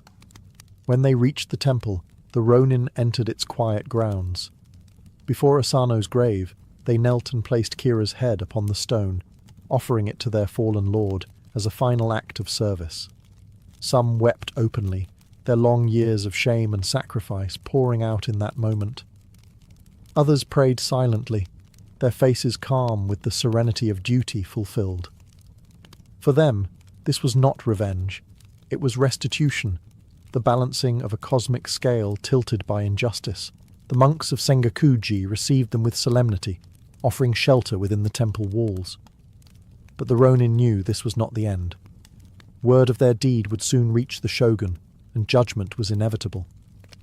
Still, they rested peacefully that night. They had not fled nor hidden their act. They had marched openly through Edo, announcing to all that their vengeance was just. By the next morning, their story had spread across the city like fire through dry grass. The Ronin had become more than men. They were the embodiment of loyalty, and their fate was now in the hands of the shogunate. The 47 Ronin did not flee after fulfilling their oath. Instead, they awaited the inevitable summons of the shogunate. To defy the law by killing Kira Yoshinaka was treason, but to abandon their lord's honor had been impossible. They had chosen the way of loyalty, knowing the price would be death. In Edo, debate flared across every class. Were these men criminals or heroes? The shogun, Tokugawa Tsunayoshi, faced a dilemma. On one hand, the Ronin had broken the shogunate's peace by committing an illegal vendetta. Allowing such an act to go unpunished might encourage other clans to take justice into their own hands. On the other, their loyalty embodied the very essence of the samurai code, Bushido, which the shogunate itself promoted as the moral backbone of society. Punish them harshly, and he risked turning martyrs into symbols greater than the law. After weeks of deliberation, the verdict was delivered. The Ronin would be permitted an honourable death. Rather than execution by disgraceful means, they were ordered to commit seppuku. This decision both upheld the law and recognised their loyalty. It was a compromise that satisfied no one completely, yet ensured their story would be remembered with dignity. On the appointed day, each Ronin prepared himself calmly. They dressed in white robes, the colour of purity, and performed the ritual with the same discipline that had guided their mission. One after another, they opened their bellies, while their comrades stood ready to deliver the merciful final stroke. Even in death, they acted together, a brotherhood unbroken. The people of Edo mourned them. Crowds gathered at Sengakuji Temple, where the Ronin were buried alongside Lord Asano. Visitors left incense, flowers, and prayers, honouring men who had chosen loyalty over survival. In the centuries that followed, their graves became a pilgrimage site, and their story was retold in plays, poems, and novels. The tale of the 47 Ronin became not just a historical episode, but a moral legend, embodying the eternal struggle between law and honour. Their legacy endures because it forces a timeless question: is loyalty to one's lord greater than loyalty to the law? In choosing death over dishonour, the Ronin answered with their lives. More than 300 years later, their march through snowy Edo still echoes as one of the greatest stories of samurai devotion ever told. The story of Yoshiwara begins in the early 17th century, when the Tokugawa shogunate tightened its grip on Japan. Edo, the shogun's capital, had exploded into a bustling city of merchants, warriors, and travellers. With its swelling population came appetites for food, for theatre, for companionship. Pleasure was in demand, but unregulated indulgence carried dangers, disorder, disease, and unchecked crime. The government decided that desire, like everything else in Tokugawa Japan, needed to be contained, managed, and placed behind walls. In 1617, authorities granted official sanction to a licensed quarter devoted solely to entertainment and sex. It was built on marshy land outside Edo, reclaimed from swamps and rivers. The district was given the name Yoshiwara, Good Meadow, a name both ironic and poetic, hinting at a place where natural pleasure was cultivated under careful design. Surrounded by a moat and enclosed by high walls, Yoshiwara was literally a city within a city. There was only one gate. Once a man stepped through it, he entered a world where the rigid hierarchies of Edo life softened, if only for a night. The idea was both moral and practical. By confining brothels and courtesans to one location, the the shogunate could monitor vice while profiting from it through taxes and regulations. Disorderly streets elsewhere in Edo were cleaned by pushing all illicit commerce into Yoshiwara, and within those walls, pleasure was not a crime, it was policy. Yet this containment also gave Yoshiwara an identity unlike anywhere else in Japan. It was a place where fantasy was staged, where reality was suspended, and where reputation, wealth, and longing collided under lantern light. From the beginning, Yoshiwara was more than a red light district. It was designed as an entertainment hub, where brothels stood beside tea houses, theatres, and shops. Its streets were laid out with an almost theatrical geometry, creating long processional avenues where courtesans could be displayed like living art. The district was not hidden in shame, it was showcased. Samurai, merchants, artisans, even poets and painters crossed its gate, seeking not just physical pleasure but immersion in a dream world. Thus, the birth of Yoshiwara was both an act of control and creation. By walling off vice, the shogunate had inadvertently built one of the most vibrant cultural centres of early modern Japan, a place where desire and artistry blended into a spectacle that would define Edo nightlife for centuries. Passing through the single grand gate of Yoshiwara was like stepping into another world. Outside, Edo followed the rigid order of Tokugawa law. Samurai at the top, merchants and artisans below, farmers bound to their land. Inside, hierarchy blurred, and wealth spoke louder than birth. A lowly merchant who bowed to samurai in the daytime could stroll into Yoshiwara at night, spend lavishly, and find himself seated beside men of higher rank. The walls of the district did more than enclose. They transformed. The city within was carefully planned. Broad avenues stretched in neat lines, designed for processions and display. At night, these streets glowed with hundreds of paper lanterns, their flickering light casting a warm haze on the wooden facades of brothels and tea houses. The most famous of these avenues was the Nakanocho, a wide main street where visitors paraded, courtesans appeared in formal procession, and the district itself became a stage. Even those who came with no money to spend could walk the streets, marvel at the colours, and catch glimpses of beauty behind latticed windows. The architecture itself announced Yoshiwara's purpose. Brothels were built with elegant facades, their upper floors screened with wooden latticework. Behind these slats, courtesans sat in view, dressed in brilliant silks, their faces painted white, their hair arranged in towering, elaborate styles. To the passerby, they were living ornaments, each a carefully arranged display of refinement and allure. Tea houses, meanwhile, buzzed with music, laughter, and the pouring of sake, offering spaces where deals were struck and poems recited. But Yoshiwara was more than its buildings. It was an atmosphere. The sounds of shamisen, the sharp crack of geta sandals on the wooden streets, the mingling of perfumes and incense filled the night air. It was said that even the air smelled different inside Yoshiwara, thick with excitement and anticipation.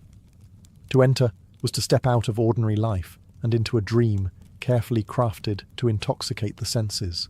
What made Yoshiwara unique was the way it mixed control with fantasy. Every movement was choreographed, every display curated, yet the effect was one of liberation. Visitors knew they were in an artificial world, but that was precisely the appeal. For a few hours, they were free from the weight of rank, duty, and the monotony of daily life. Yoshiwara was not just a place. It was an escape, a parallel city where desire shaped reality. At the heart of Yoshiwara were its women, the courtesans, who transformed the district from a marketplace of bodies into a theatre of fantasy. Unlike common prostitutes elsewhere, Yoshiwara's courtesans were elevated into celebrities. They were not hidden in back alleys, but displayed openly, dressed in silks so dazzling that poets compared them to blossoms in eternal spring. Courtesans were ranked in a strict hierarchy, with the most celebrated known as oiran. These women were not merely companions, but arbiters of fashion and taste. They trained for years in calligraphy, poetry, music, and dance. An evening with an oiran was not simply a transaction. It was a performance of refinement, where wit, elegance and artistry mattered as much as beauty. To win an audience with one required enormous wealth and patience. Often men had to prove their seriousness by visiting multiple times, spending lavishly in tea houses before they were even granted the privilege of speaking to her directly. The appearance of an oiran in public was an event in itself. She would parade through Yoshiwara's main avenue accompanied by attendants, her robes layered in rich fabrics, her towering hairstyle pinned with ornate combs and hairpins. On her feet were komagata, platform sandals so high she could only walk slowly, each step deliberate and theatrical. Crowds gathered to watch, for the oiran embodied the ultimate fusion of desire and spectacle. She was a living symbol of luxury, the pinnacle of Edo's pleasure culture. Beneath the glamour, however, lay stark realities. Many courtesans began as young girls sold into the district by impoverished families, bound by contracts they had little choice in. Life in Yoshiwara was a paradox, gilded with luxury, yet caged by obligation.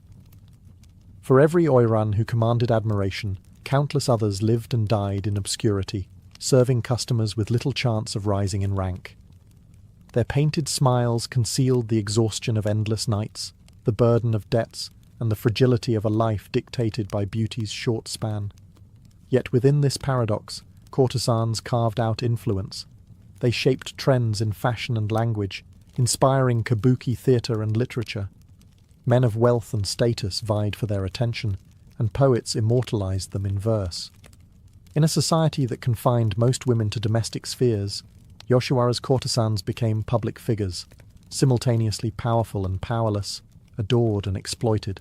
They were the stars of Yoshiwara, and without them, the lantern-lit streets would have been little more than shadows. While the courtesans were the jewels of Yoshiwara, the district's life pulsed through its tea houses and theatres. These were not side attractions, but essential stages in the choreography of pleasure.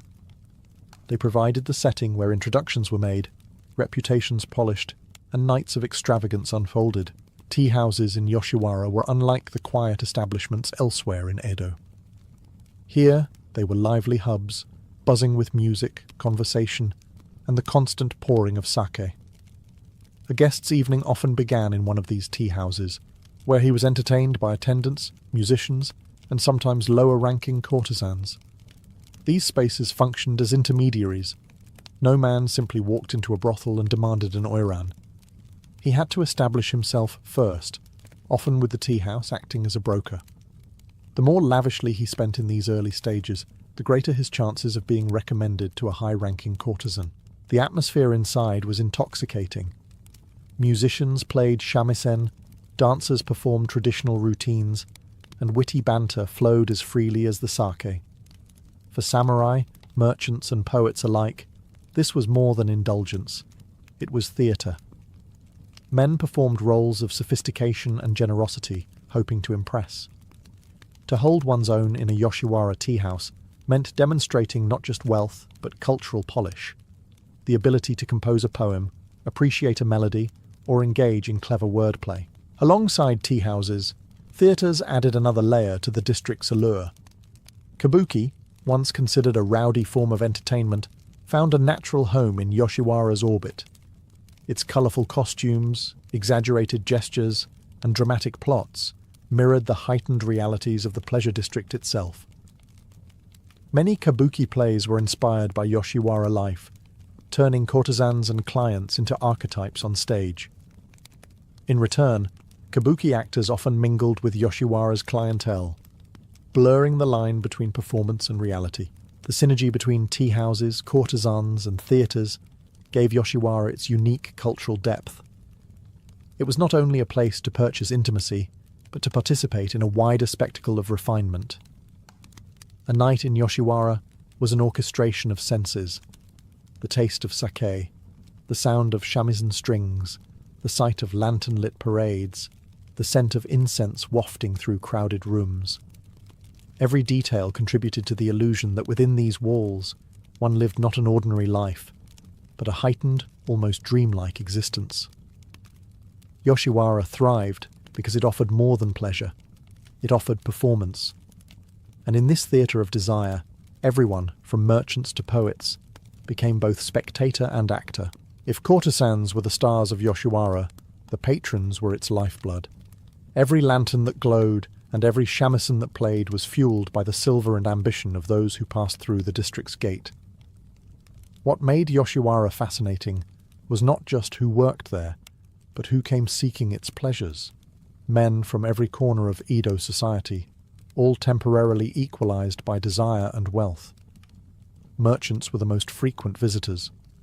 In the strict Tokugawa hierarchy, merchants occupied one of the lowest official classes, yet in reality they held vast financial power. Samurai might have status, but merchants controlled coin. Yoshiwara became the one place where their money could buy not just luxury, but status. Inside its walls, a wealthy merchant could command the attention of an oiran, dine in style, and be treated as if he were nobility. In this way, the district inverted Edo's rigid order, allowing the merchant class to flaunt influence denied to them outside. Samurai, meanwhile, entered Yoshiwara with a different aura. They were bound by duty, but many found themselves drawn to the pleasures within. Some came as patrons of high rank, displaying both authority and refinement by courting famous courtesans. Others, however, slipped in secretly, their visits disguised to avoid scrutiny from superiors. For samurai, Yoshiwara offered a paradox, a place where honor and discipline gave way to indulgence, yet also a stage where they could perform sophistication through poetry, music, and cultured conversation. Poets and artists were perhaps the most enchanted by Yoshiwara. The courtesans themselves inspired endless verse, paintings, and woodblock prints. Many artists lingered in tea-houses, not because they could afford the company of an oiran, but because they were captivated by the spectacle of beauty and performance. Haiku, love poems, and satirical songs poured from the pens of those who visited, turning Yoshiwara into both muse and marketplace of creativity. Even the shogunate officials and nobility could be counted among the visitors, though their presence was often discreet. Yoshiwara was, after all, a mirror of Edo itself, rigid by day, fluid by night. Here, social roles blurred under candlelight, and men performed versions of themselves they could never display in the rigid streets beyond the gate. Patrons sustained Yoshiwara not just with their money, but with their longing to escape. The district was a theatre, and every man who entered became both audience and actor in its shimmering play of desire. Yoshiwara was more than a district of pleasure. It was a cultural engine that shaped the entire aesthetic of Edo. The term ukiyo, meaning floating world, was born here, a philosophy of living in the moment, savouring beauty, and accepting life's fleeting nature. Within Yoshiwara's walls, fashion and art weren't side notes. They were the heartbeat of this world of ephemerality. Courtesans, especially the famed oiran, were trendsetters. Their elaborate silk kimonos, heavy with embroidered cranes, chrysanthemums or waves, dazzled visitors and set standards copied across the city. Each season brought new colours and motifs, and tailors in Edo rushed to imitate the styles glimpsed in Yoshiwara parades. Hairstyles, too, grew more extravagant, towering arrangements pinned with dozens of kanzashi hair ornaments. What began as the fashion of courtesans trickled down into the city's streets, reshaping the appearance of women far beyond the pleasure quarter. Art flourished in Yoshiwara's glow.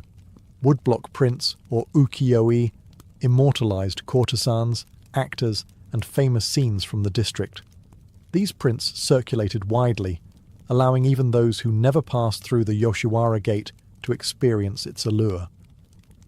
Artists like Kitagawa Utamaro captured the delicate beauty of courtesans, while Utagawa Hiroshige and Hokusai depicted the lantern-lit avenues and moonlit rooftops of the quarter.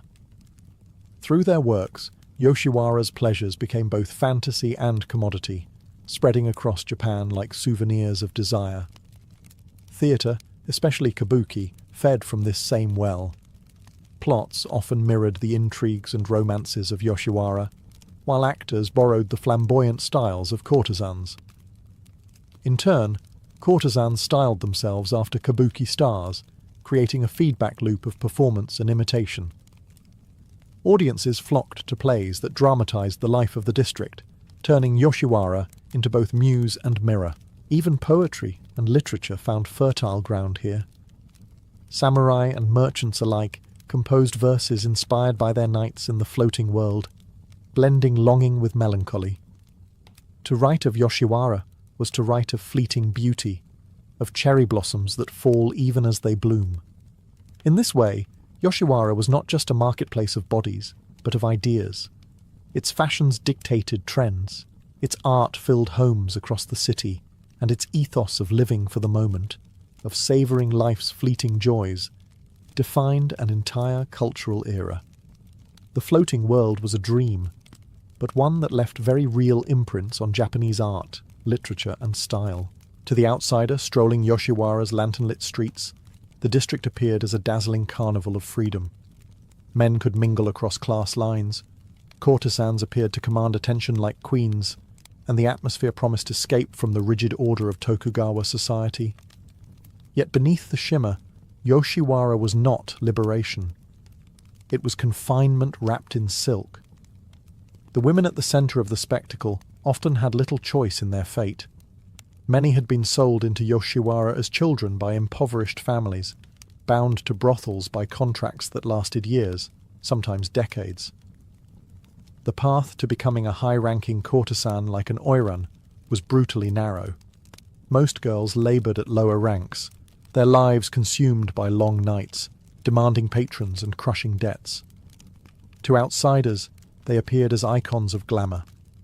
To themselves, they were trapped within a gilded cage. Even the oiran, admired as cultural leaders and arbiters of taste, lived within strict boundaries.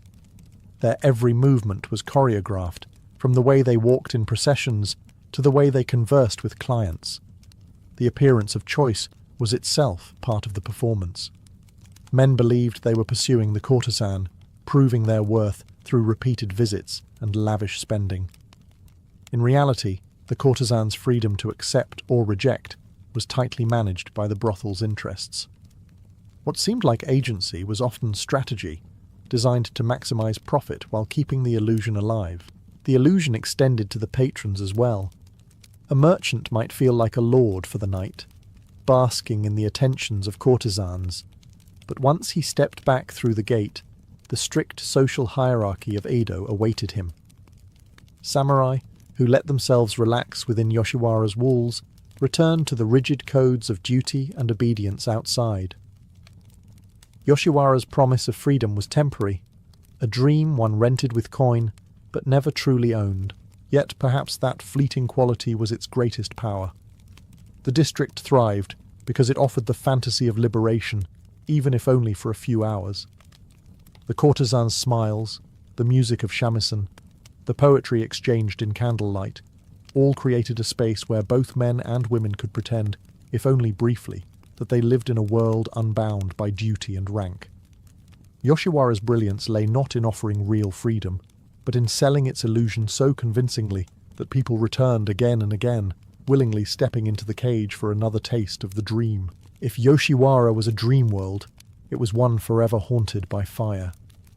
Edo was a city of wood and paper, and Yoshiwara, with its dense rows of brothels and lantern-lit streets, was especially vulnerable. Time and again, flames swept through the district, reducing its shimmering facades to smouldering ash. Each time, the courtesans and patrons scattered in panic, only for the district to be rebuilt and reborn, as though pleasure itself was indestructible. The most devastating of these disasters came in 1657 with the Great Meireki Fire, which consumed much of Edo. Yoshiwara was utterly destroyed. In its ashes, authorities saw an opportunity. Rather than abandoning the district, they relocated it farther from Edo's center onto reclaimed marshland north of Asakusa. This new Yoshiwara became even more elaborate, with wider avenues, deeper moats, and grander brothels. What fire had consumed, spectacle replaced. The district's rebirth only added to its mystique. It seemed nothing could extinguish the floating world. Yet with each rebuilding came change. By the 18th century, Yoshiwara reached its golden age, drawing samurai, merchants, artists, and poets in a constant stream. But prosperity also brought decline. The romantic aura of the oiran began to wane as the culture shifted. Courtesans of the highest rank required enormous investments of time and wealth, and many patrons sought quicker pleasures with lower-ranking women. Kabuki actors and geisha, offering entertainment outside Yoshiwara's gates, competed for attention. The monopoly of desire once held firmly behind Yoshiwara's walls began to fray. By the 19th century, Yoshiwara's image had shifted again. Fires still ravaged its streets, but rebuilding no longer restored its full brilliance. The rise of new forms of entertainment, tea-house geisha, theatre culture, even the beginnings of Western influence, drew people elsewhere. The oiran, once unrivaled icons of fashion, were increasingly seen as relics of an older era. The very system that had elevated them, rigid hierarchy, long rituals and costly contracts, made them less adaptable than the emerging geisha, who offered intimacy and artistry in more flexible, accessible ways. Still, decline did not mean disappearance. Yoshiwara remained a landmark of Edo life, woven into the city's identity. Its fires and rebuildings mirrored the fleeting nature of the floating world itself. Everything beautiful was destined to vanish, only to return in another form. In this cycle of destruction and renewal, Yoshiwara embodied both the resilience and impermanence of pleasure. Though the Yoshiwara Pleasure District eventually declined, its cultural imprint has never faded. By the late 19th century, with Japan opening to the west and Edo transformed into Tokyo, the old floating world began to unravel. Western fashions and entertainments competed with traditional forms, and the Meiji government viewed licensed prostitution with increasing unease. By the early 20th century, Yoshiwara's grandeur had faded into something more sordid, and the fires of World War II finally reduced much of the district to ruins. Yet the memory of Yoshiwara proved more enduring than its walls. What survived was the myth. A lantern-lit city where desire, art, and performance blended into a shimmering spectacle. Artists of the ukiyo-e tradition had already immortalized Yoshiwara in prints that circulated widely, ensuring that its courtesans and streets lived on as icons. Writers and poets, too, had woven its atmosphere into verse, capturing the bittersweet tension between beauty and impermanence. Even as the real district vanished, Yoshiwara lingered in Japan's imagination as a symbol of the floating world itself. The oiran, once flesh and blood women bound by contracts, became legendary figures. In festivals today, their processions are reenacted, with performers in towering hairpieces and impossibly tall sandals moving slowly through the streets. These parades echo the grandeur of Yoshiwara's past, transforming what was once commerce into cultural heritage. The geisha, who rose partly in Yoshiwara's shadow, carried forward the artistic traditions of music, dance, and refined entertainment, giving another afterlife to the district's legacy. Modern Japan remembers Yoshiwara with ambivalence. On one hand, it is seen as a place of exploitation, where women were trapped in gilded cages for the sake of men's pleasure. On the other, it is celebrated as a cradle of art, fashion, and literature, a place where creativity flourished under lantern light. This tension reflects the very nature of Yoshiwara itself, a paradox of beauty and suffering, freedom and confinement. Today, traces of the district survive in Tokyo's neighborhoods, in museums, in prints, and in festivals. But perhaps Yoshiwara's true legacy lies in the way it embodied the fleeting, bittersweet beauty of life itself.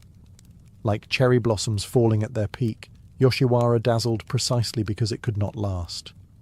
In memory and myth, it remains Japan's most famous dream of desire, a city that floated above reality and yet defined it.